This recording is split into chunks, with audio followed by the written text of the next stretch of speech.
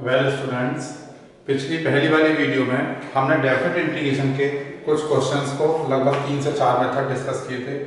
उसी श्रृंखला में आज और कुछ मेथड डिस्कस करेंगे और इसके बाद कुछ डेफिनेट इंटीग्रेशन की प्रॉपर्टीज़ को भी डिस्कस करेंगे।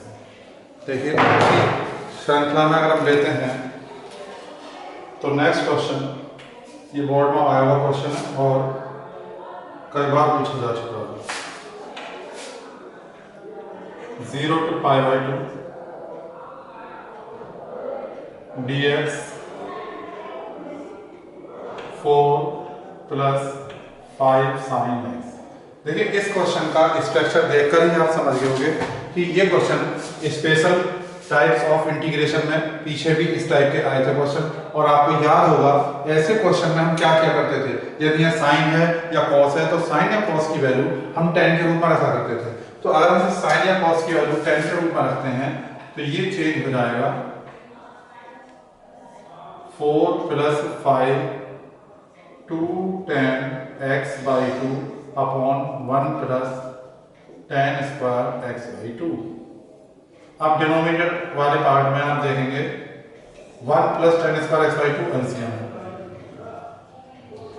tan square x by 2। तो यहाँ आया 4 plus 4 tan square x by 2 plus tan x by 2।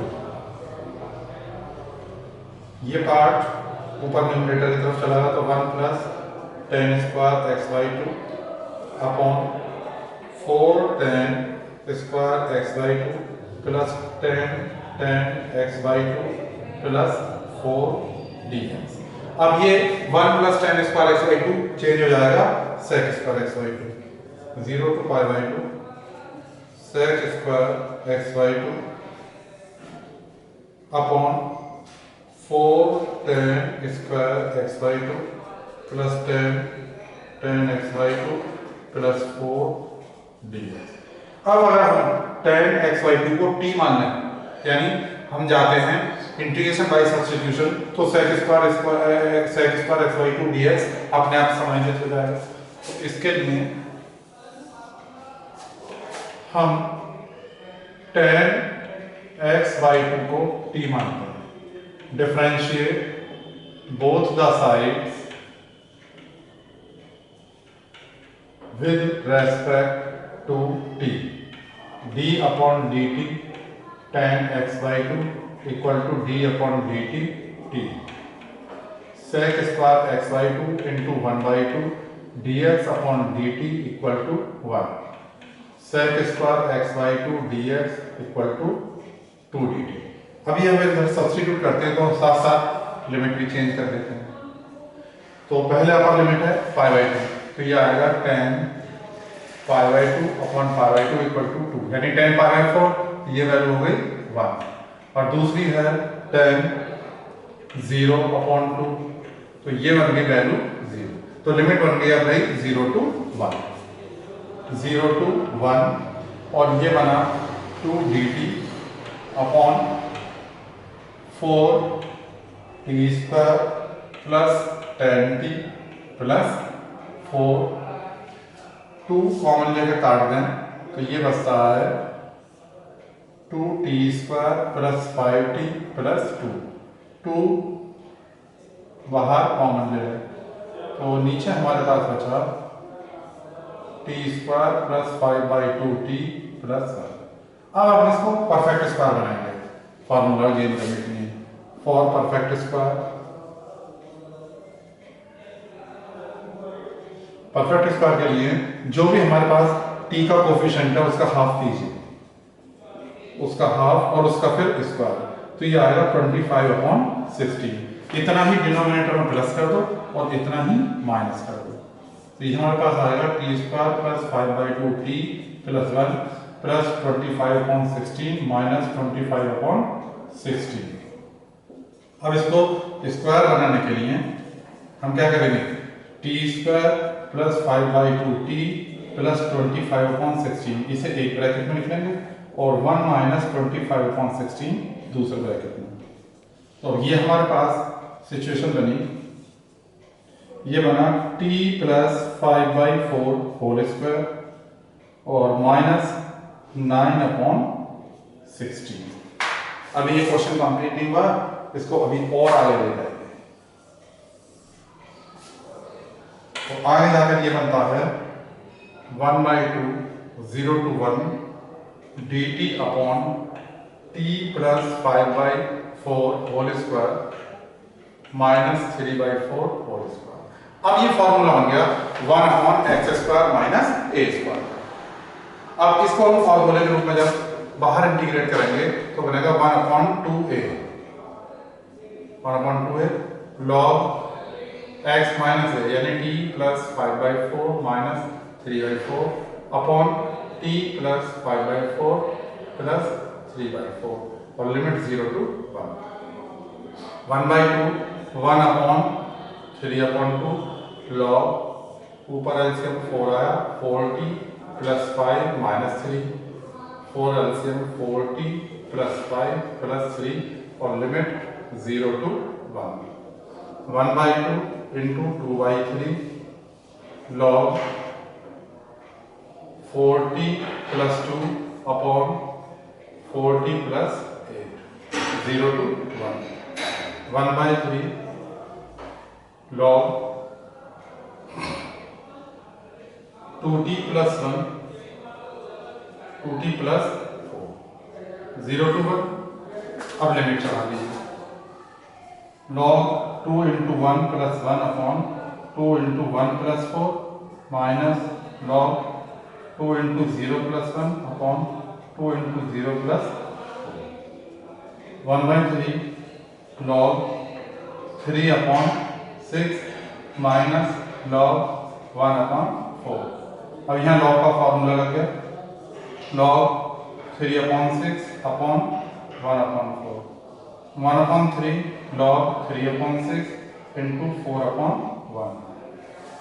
ये आया 1/3 log 2 और यही आपका आंसर हो जाएगा। तो थोड़ा लेंथी क्वेश्चन है।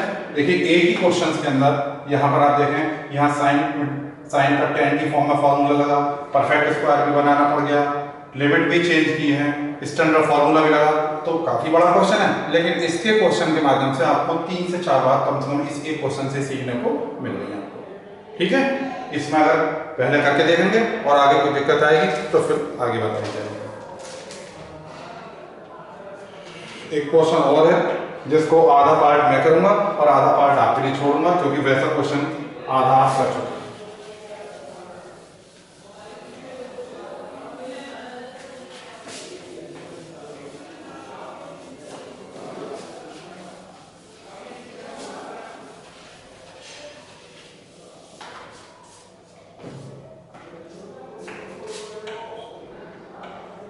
Limit 0 to 1 e to the power minus x upon 1 plus e to the power x dx। देखिए ऐसे क्वेश्चंस का एक डेफिनेट रूल होता है, हम यहाँ पर multiplying numerator and denominator by e to the power minus x e to the power minus x into e to the power minus x upon e to the power minus x 1 plus e to the power x 0 to 1 e to the power minus x whole square e to the power minus x plus 1।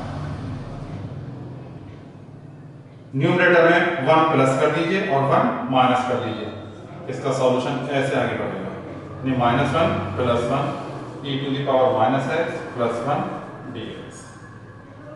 अब इसको दो part में अलग अलग बना लो, e to the power minus x whole square 1 को 1 का square लिख सकते हैं upon e to the power minus x plus 1 dx plus 0 to 1 upon e to the power minus x plus 1 dx।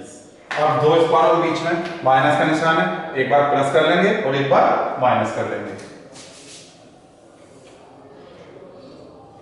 0 to 1 e to the power minus x plus 1 e to the power minus x minus 1 upon e to the power minus x plus 1 dx plus 0 to 1 upon e to the power minus x plus 1 dx। यहाँ इससे ये cancel हो जाएगा तो ये आपको बचा 0 to 1 e to the power minus x minus 1 dx plus 0 to 1 upon e to the power minus x plus 1 dx। अब दोनों ही पार्ट, ये तो सिंपल है और ये पार्ट दोनों ही आपको पीछे आ चुके हैं, तो लगभग जो क्वेश्चन की डिफिकल्टी थी वो तो यहाँ तक सब कंप्लीट हो गई है। इससे आगे आप सम कर लो, तो मैं लिख देता हूँ शेष क्वेश्चन सम कीजिए। इससे आगे आपके पास ये हो जाएगा। तो एक रूल्स पर आधारित क्वेश्चन में जो अच्छे क्वेश्चन थे वो ये। अब इससे आगे मैं आपको डेफिनेट इंटीग्रेशन की कुछ प्रॉपर्टीज को इंट्रोड्यूस कराऊंगा, क्योंकि प्रॉपर्टी पर आधारित जितने भी क्वेश्चन हैं काफी इंपॉर्टेंट हैं और ये कंपलसरी भी समझिए कि बोर्ड में एक क्वेश्चन प्रॉपर्टी बेस जरूर आएगा। कभी कभी दो भी आ गए हैं, यानी जो लास्ट के 5 मार्क्स के दो क्वेश्चन होते हैं उनमें से एक एक क्वेश्चन दोनों में आ जाता है, लेकिन एक तो कंपलसरी है ही है और साधारण लेवल का आता है।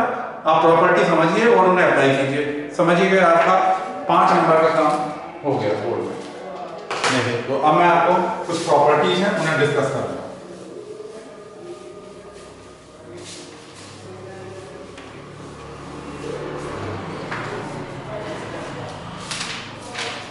निश्चित समाकलन के गुण।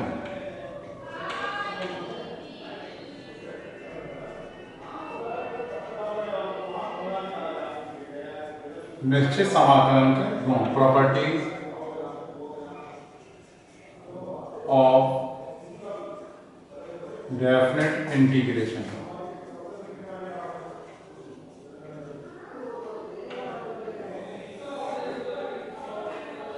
देखिए पहली प्रॉपर्टी, अगर कोई limit a to b fx यानी एक वेरिएबल fx dx है तो यही दूसरे वेरिएबल t पर भी लागू होगी।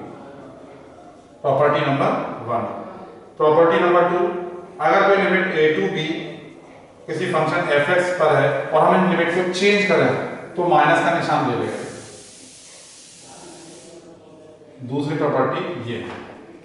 तीसरी प्रॉपर्टी कि अगर हमारे पास limit fx a to b fx dx है और हम इसमें तीसरा लिमिट का वेरिएबल c और ऐड करना चाहें तो एक बार वो अपर लिमिट बन जाएगा, एक बार वो लोअर लिमिट बन जाएगा। देखिए किस प्रकार a to c fx dx plus c to b fx dx। यहाँ की बाउंडेशन है कि जो c है ये a और b के बीच में ही होगा। फोर्थ प्रॉपर्टी ये समझिए बैकबोन है। जितनी भी प्रॉपर्टी हैं ये सबसे ज्यादा इंपॉर्टेंट प्रॉपर्टी है और लगभग 80% क्वेश्चंस पर ये लगेगी। यानी ये प्रॉपर्टी कहती है कि अगर 0 to a कोई लिमिट fx dx है तो आप अपर लिमिट a जो है उसमें से x को माइनस करके लिख सकते हैं। तो नई कंडीशन बनी f a minus x dx। ये समझिए जितने भी क्वेश्चंस बड़े हैं ये प्रॉपर्टी फॉलो होगी। Next property number 5, minus a to a fx dx equal to 0 है यदि f minus x equal to minus f x है, अर्थात एफ एक्स विषम फलन है।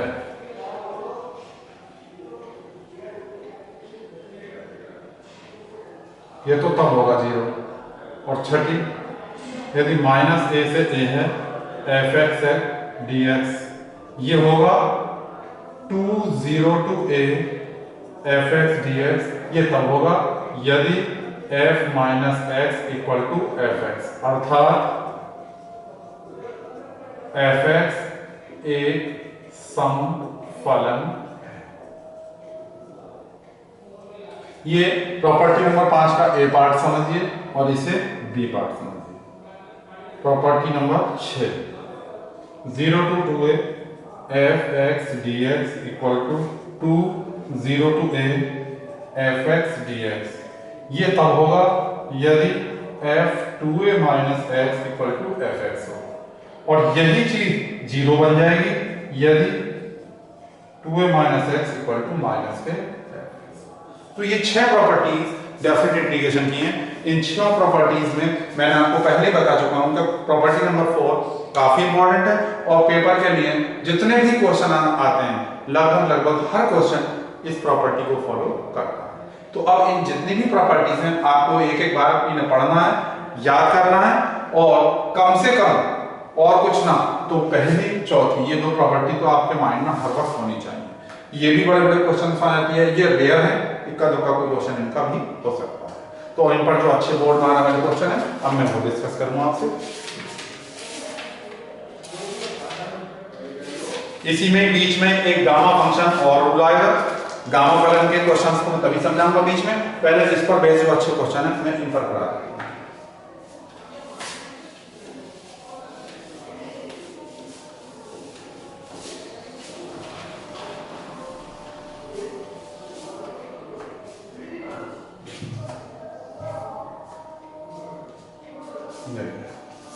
ऐसे क्वेश्चन में मेनली जो हमारे पास क्वेश्चन दिया गया होता है और प्रॉपर्टी फॉलो कर रही होती है 0 2 वाली, तो उसको हम इक्वेशन नंबर 1 ही मान के चलते हैं।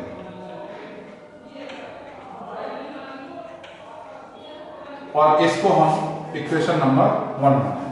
अब हमारी प्रॉपर्टी क्या कहती है? प्रॉपर्टी फिर वही बात कहती है कि 0 to a वाली प्रॉपर्टी से है तो हम इसे चेंज कर सकते हैं।